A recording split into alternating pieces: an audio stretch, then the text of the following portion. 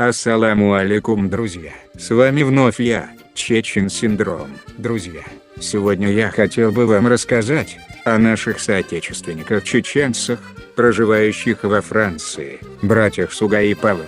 Братья Расул и Рахман Сугаиповы, проживающие во французском городе Сан-Брио, открыли свой бургер-ресторан. Ресторан находится на улице Делагриль, в центре города Сан-Брио. Ресторан так и называется «Братья», потому как он является семейным проектом. «Я думал об этом проекте в течение 5 лет», — говорит Расул, который много лет работал в сфере безопасности. Оба брата также являются опытными атлетами. В меню ресторана есть салаты, разные молочные коктейли и смузи. Но особенность этого места – это блюда, насыщенные мясом и овощами. И особенно – гамбургеры с хлебом, включая черный хлеб. Мы делаем все сами. Картошку фри тоже, чтобы избежать лишнего жира. А это лучше, говорят братья. В меню нет алкоголя, а в скором времени в меню появятся чеченские пирожные, приготовленные матерью Расула и Рахмана.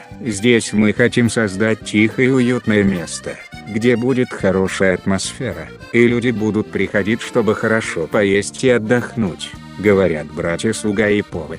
Ресторан «Братья» работает ежедневно с 11 часов до 14:30 и с 18 часов до 22:30. Так что, друзья, кому посчастливится побывать во французском городе Сан-Брио, обязательно заходите в ресторан под названием «Братья». Друзья, а в конце своего видео я хотел бы пожелать удачи братьям Расулу и Рахману в их деле, и побольше голодных клиентов. Ну а на этом все. Если вам было интересно, не забываем про лайк.